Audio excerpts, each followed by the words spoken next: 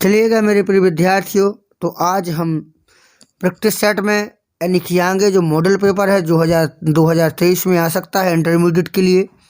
तो बेटा यहाँ पर हम पढ़ना शुरू करेंगे और अनसीन पैसेज है जो 15 नंबर में बिल्कुल पूछा जाएगा। ठीक है, तो तैयारी को अगर आपने अच्छे से किया है और कर रहे हैं तो आप इस अनसीन पैसेज को देखें और पूरा पेपर भी हमें हल करना है। तो पहले 15 नंबर का अनसीन पैसेज हल करेंगे। ठीक है, चलिएगा।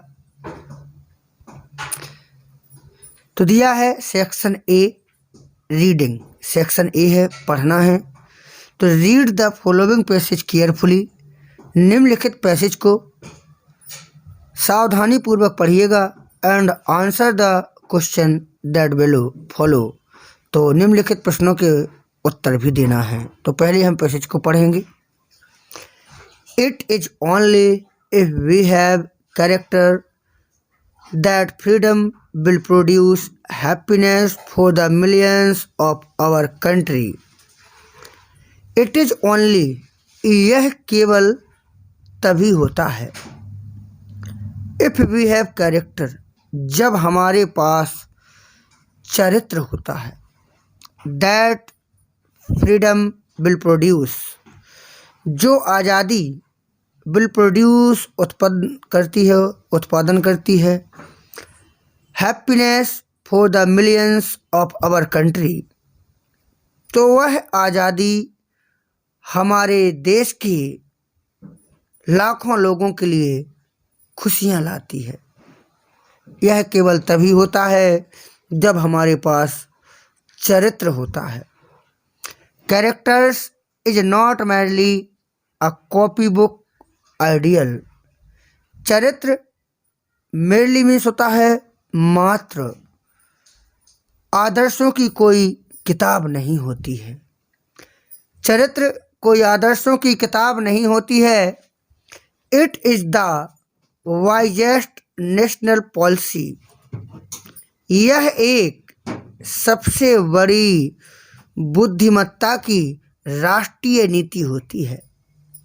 यह सबसे बुद्धिमान राष्ट्रीय पॉलिसी होती है।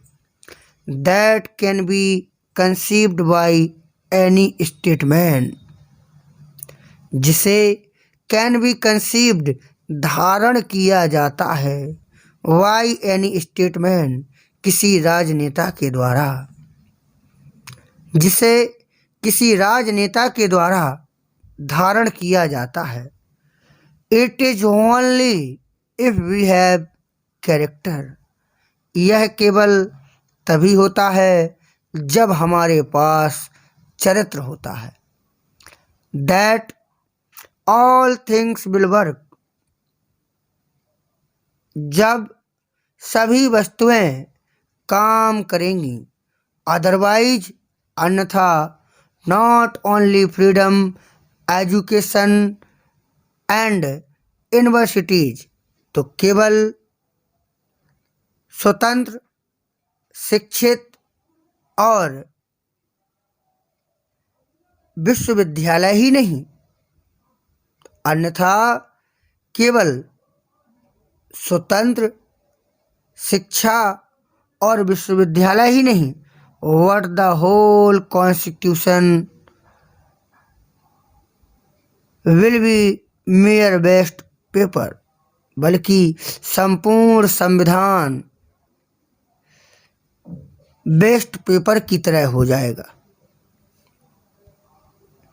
हैंस, इसीलिए द एम्फेसिस ऑन कैरेक्टर, चरित्र पर दबाव, that has to be formed by the best type, जो सबसे अच्छे प्रकार से फॉर्म्ड यानी कि काम करता है।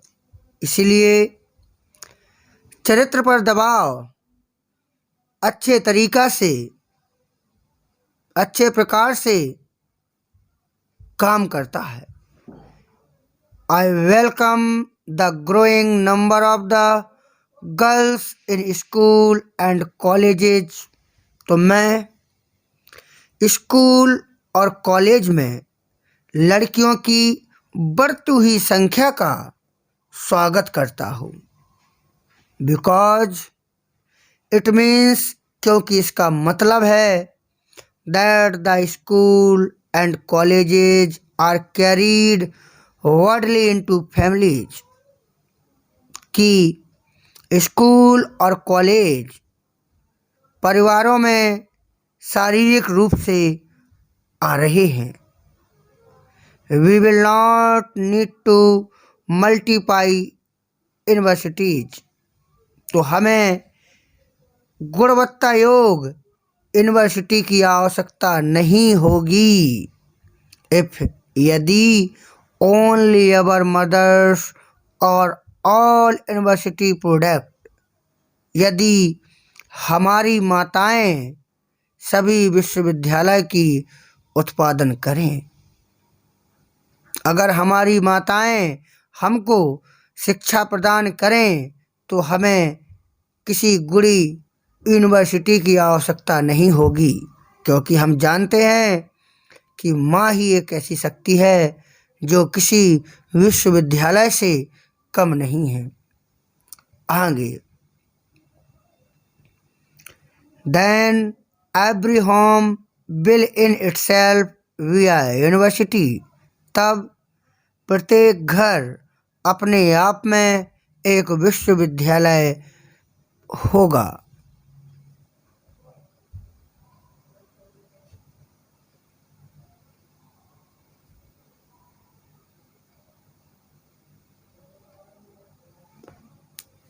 All boys and girls that have to be looked after will be looked after from the earliest stage in the home by a worthy principal। सभी लड़के और लड़कियां जो have to be looked after, जिनकी देख रेख करनी पड़ती है, सभी लड़के और लड़कियां जिनकी देख रेख करनी पड़ती है, आफ्टर बाद में, will be look after from the earliest stage in the homely by the वर्दी प्रिंसिपल, योग्य प्रधानाचार्य के द्वारा घर में आने वाली स्थिति में वह देख रेख करेंगे। Namely the mother of the family, परिवार में माता का काम न मत के द्वारा, प्रिंसिपल जो है न मत की प्रिंसिपल के द्वारा ही वो आने वाले समय में लुक आफ्टर देख रेख करेंगे। Do you then doubt the evolution, क्या तुम्हें तब अत्यधिकता पर डाउट होगा, करते हो। एंड फर्स्ट मेक दैट, पहला होगा that every girl graduate is worth 5 boy graduated, taking the average of a family to be 5। प्रत्येक लड़की, प्रत्येक ग्रेजुएट लड़की 5 ग्रेजुएट लड़कों के योग्य होती है औसतन एक परिवार में। तो औसतन एक परिवार में 5 ग्रेजुएट लड़कों के योग्य प्रत्येक लड़की होती है। We are in very serious time, हम बहुत ही सीरियस टाइम में हैं, गंभीर समय में हैं, दौरान हैं। बिकॉज, क्योंकि वी आर फ्री, हम स्वतंत्र हैं। हमारा समय बहुत ही सीरियस है, गंभीर है, क्योंकि हम स्वतंत्र हैं। इफ, यदि we had not got freedom, यदि हमने आज़ादी नहीं पाते, यदि हम आज़ादी नहीं पाते, the task would have been less serious, तो काम अत्यधिक गंभीर हो जाता। In the other olden days, पुराने समय में, our task was only to fight, केवल संघर्ष करना था। हमारा काम केवल संघर्ष करना था। टू ब्रेस्ट फ्रीडम, आज़ादी के लिए द्वंद्व युद्ध करना था। enthus on another and carry on the work, और लगातार काम करना था। That was easy, जो सरल था। As we know, जैसे हम जानते हैं। What? Now that we have freedom and the entire burden of the future structure of our country is on our shoulder. We have freedom, हमारे पास आज़ादी है और हमारे देश के भविष्य का ताना बाना संपूर्ण बोझ हमारे कंधों पर है। We must be as true in our conduct and thoughts, तो हमें अपने चरित्र और विचारों में सत्यवादी बनना चाहिए। एज अ ब्रिक, एक ईंट की तरह, एक ईंट की तरह हमें अपने आचरण और विचारों में सत्यवादी होना चाहिए। That support a building is true, जो वास्तविकता में एक इमारत के लिए सहयोग करेगी। We can deceive one another, हम एक दूसरे को धोखा दे सकते हैं। But can we deceive dynamic, लेकिन क्या हम डायनेमिक तरीका से धोखा दे सकते हैं। Can we deceive the law of nature, क्या हम प्रकृति को धोखा दे सकते हैं।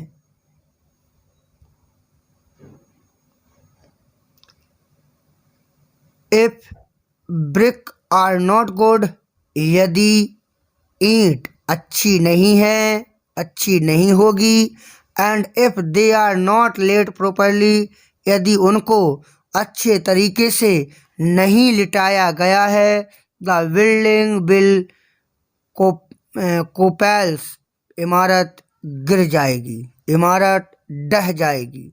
What ever may be engineer words और प्रोमिस, चाहे कोई भी इंजीनियर वचन दे दे, वादा कर ले, दीवार गिर जाएगी।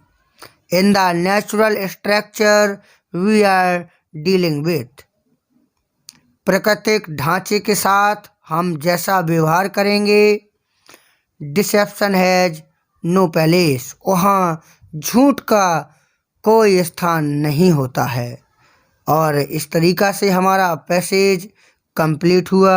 अब हमें आवश्यकता है प्रश्नों की उत्तर देने की, जो 15 नंबर में पूछे जाएंगे। तो क्या आप तैयार हैं प्रश्नों का उत्तर देने के लिए? अगर आप चैनल पर पहली बार हैं तो सब्सक्राइब ज़रूर कर लें, ताकि ऐसे वीडियो आपको बराबर मिलते रहें। देखिएगा आगे। According to the narrator, what is prerequisite for producing happiness for the message after gaining independence, तो क्या है जो हमें मिलेगा। अकॉर्डिंग टू नरेटर, नरेटर के अनुसार हमें खुशियाँ कहाँ से मिलती है। तो आप लिख सकते हैं कैरेक्टर, व्हाट की जगह केवल आपको लिखना है कैरेक्टर, बाकी पूरा लिख दो ज्यों का त्यों, 3 नंबर आपका क्लियर हो जाएगा। आगे, व्हाई डज द नरेटर ले so much emphasis on the education of girls, लेखक लड़कियों की शिक्षा पर, बालिकाओं की शिक्षा पर जोर क्यों देता है। तो आप लिख सकते हैं प्रश्न से ही the narrator lays the such emphasis on the girls education because से जोड़िएगा क्योंकि एक शिक्षित लड़की 5 लड़कों के योग्य होती है। आप लिख सकते हैं a educated girl is worth 4-5 educated boy, इस तरीक़ा से।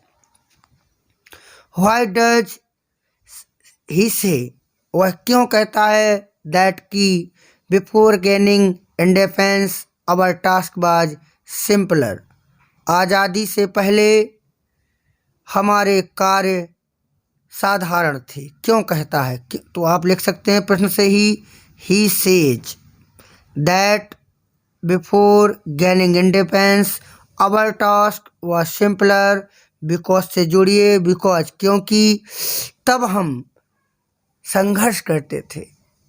वी फाइट, बस इतना ही काफ़ी। तब हम संघर्ष करते थे। आज़ादी से पहले हम बेटा संघर्ष ही करते थे।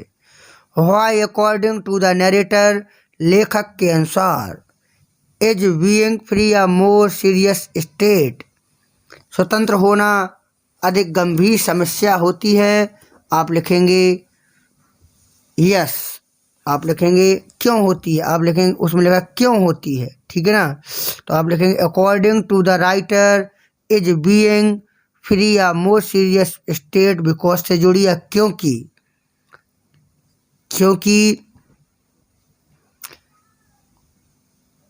We have to do for our bright future, क्योंकि हमें अपने भविष्य के लिए कुछ ना कुछ करना पड़ेगा। और अगर आपसे नहीं बनता है तो आप पैसेज को फिर से देखें और वहाँ पर हल करने की कोशिश करें, ठीक है। आगे find word from the passage which mean the following just और ओनली। तो जस्ट का मतलब क्या होता है और ओनली का मतलब होता है मेरली, पैसेज में भी दिया गया है, ठीक है ना। और जस्ट मीन्स होता है ठीक, आप कह सकते हैं राइट नाउ, ठीक, ठीक है।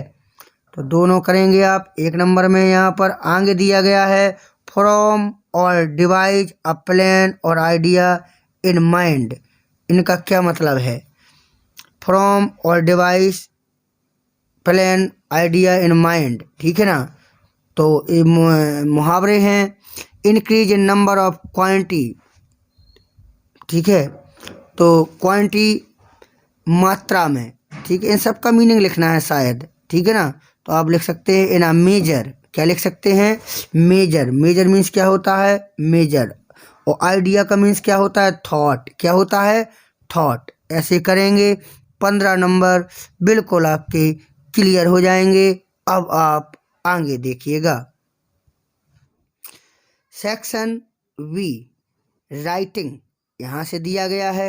मैं आपको बता दूं पढ़ के 10 नंबर में दो क्वेश्चन आएंगे सेक्शन बी में, 10 नंबर का ए और 10 नंबर का ए। तो देखिएगा, राइट एन ऐसे on any one of the following topic in about 100 to 150 words, ठीक है। जितना पूछा गया है उतना ही उत्तर दें, ज़्यादा होशियारी स्मार्टनेस ना दिखाएं कि 3-4 पेज का लिख के आ जाओ, ठीक है। योर एम्बिशन इन लाइफ, जीवन में आपकी महत्वाकांक्षा। A television and its future, television और इसका भविष्य। द चेंजिंग फेस और ऑफ आवर विलेज, हमारे गांव की बदलता हुआ परिवेश या सूरत। तो इसका मैंने निबंध लिखवा दिया है। अगर आप चाहें कि सर मुझे भी चाहिए तो कमेंट बॉक्स में ज़रूर बताएं, तो अलग से निबंध लिख के आपको भेज दिया जाएगा यूट्यूब के माध्यम से। आगे देखेंगे question number 3, write an application to the administrator of the, administrator means होता है प्रशासक, ऑफ द नगर निगम ऑफ योर सिटी, अपने शहर के नगर निगम प्रशासक को एक एप्लीकेशन लिखना है। To improve the sanitary condition in the part you live in, जिस भाग में आप रहते हैं वहाँ गंदगी के अंबार हैं, तो गंदगी की सफाई के लिए आपको एक एप्लीकेशन लिखना है। वे भी मैं लिखवा चुका हूँ, ठीक है। और अगर आप चाहते हैं, आपसे बनता भी होगा, कोई समस्या है तो बताएं, तो ये भी मैं आपको यूट्यूब के माध्यम से उपलब्ध करा दूंगा। वैसे मैं करा चुका हूँ क्लास में ही, ऑफलाइन और ऑनलाइन अगर आपको चाहिए तो मिल जाएगा। अब हम देखेंगे अगला। अभी तक हमने कर लिया 15 नंबर का अनसीन और 20 का ए, यानी कि हम पहुंच गए हैं 35 पर। 35 नंबर का पेपर हम कर चुके हैं, आगे बढ़ रहे हैं धीरे धीरे। अब यहाँ पर दिया गया है section C. Section C 10 number का पहला क्वेश्चन, सेक्शन सी। तो देखिएगा, one should not abuse his father, which word in this sentence is an error. इस वाक्य में कौन सा शब्द गलत है? तो वन करता है, वन के साथ अपने की अंग्रेजी वंस होना चाहिए, तो यहाँ पर हिज बिल्कुल गलत है बेटा। ऐसे कर इसको बना डाला, 2 नंबर आपको मिल जाएगा। आगे अगला द पैराज है, यहाँ पर पैरा दिया गया है at a stretch. At a stretch का मतलब क्या होता है? ठीक है, तो स्लोली मीन्स होता है धीरे धीरे, कॉन्टिन्यूसली मतलब होता है धीरे धीरे, वेरी फास्ट बहुत तेज, रेपिडली क्रमानुसार, और स्ट्रेच तो आप जानते हो फैलाव। तो यहाँ पर हो जाएगा रिपेडली, वन बाई वन, एक एक करके, यानी कि डी नंबर बिल्कुल सही होगा। ठीक है, चलिएगा अगला देखते हैं। अब दिया गया है the synonym of the loadable. Loadable का क्या मतलब होता है? ठीक है, तो यहाँ पर लोडेबल आप समझ रहे होंगे, इसका मतलब कोई भारी भरकम होगा। तो बेटा ऐसा बिल्कुल नहीं है, भारी भरकम कुछ नहीं है। इसका मतलब होता है प्रशंसा। क्या होता है? प्रशंसा। ठीक है, लोडेबल का मतलब होता है प्रशंसा। तो आप पहले वाले पर बिल्कुल टिक लगा सकते हैं, प्रेज वर्दी। दूसरा दिया गया, तो ऐसा करेंगे आप तो 2 नंबर आपको यहाँ मिल जाएंगे। 2 नंबर के लिए तैयारी बिल्कुल बना के रखें।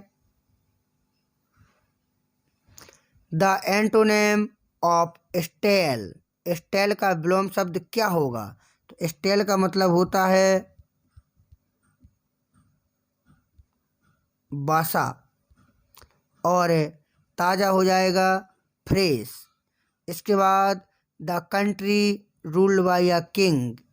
वह देश जिस पर किसी राजा के द्वारा शासन होता हो उसको कहते हैं मोनार्चरी, साम्राज्यवाद कहेंगे। वैसे डेमोक्रेसी लोकतंत्र ही होता है, मोनार्चरी ही होगा। अगर आपने ऐसा किया तो आपको 10 नंबर यहाँ से प्राप्त हो जाएंगे। आगे बढ़ते हैं क्वेश्चन नंबर 5 की ओर। Change any one of the following into indirect speech. आपको 2 में से केवल एक करना है। ही सेड थैंक यू, उसने कहा थैंक यू। इसको आप बनाएंगे ही थैंक्ड, ही थैंक्ड। बस हो गया, हो गया, कुछ नहीं करेंगे। आगे दिया गया he said oh what an opportunity, उसने कहा क्या अवसर है। तो आपको बनाएंगे he exclaimed that it was a great opportunity. बस हो गया। इसके बाद आगे बढ़ना है, आगे दिया गया है तो आगे बढ़ेंगे बेटा।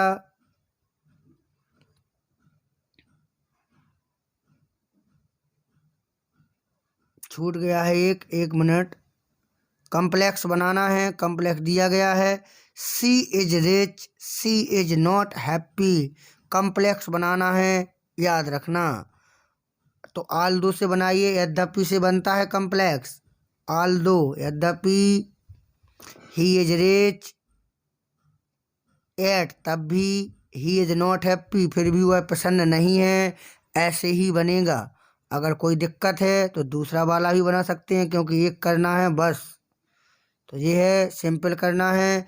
ही हैज़ 4 चिल्ड्रन, उसके 4 बच्चे हैं।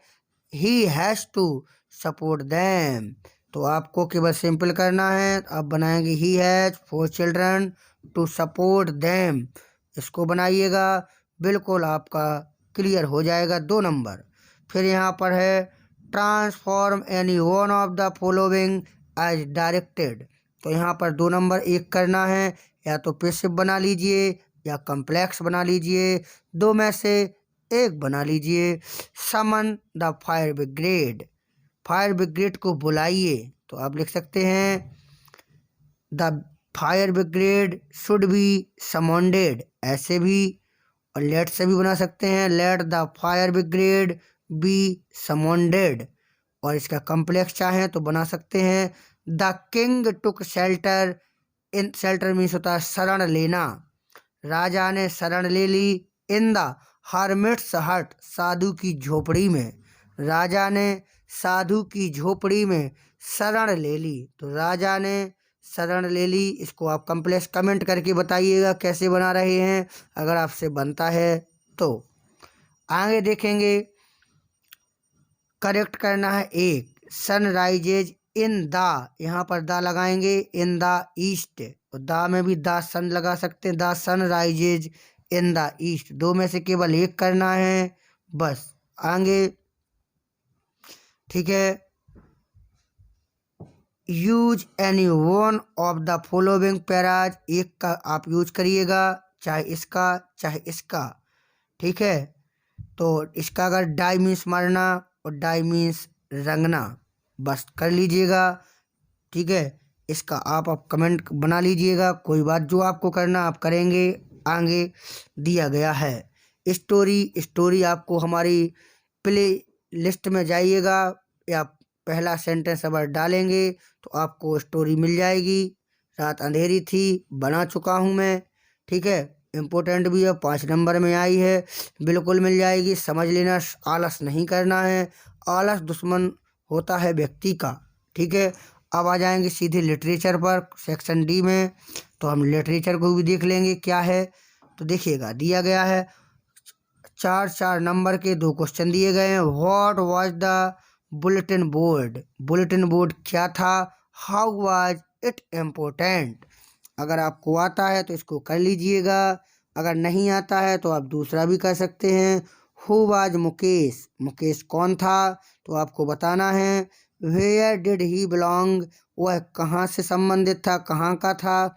And what was his ambition, उसकी महत्वाकांक्षा क्या थी। 2 में से एक करना है।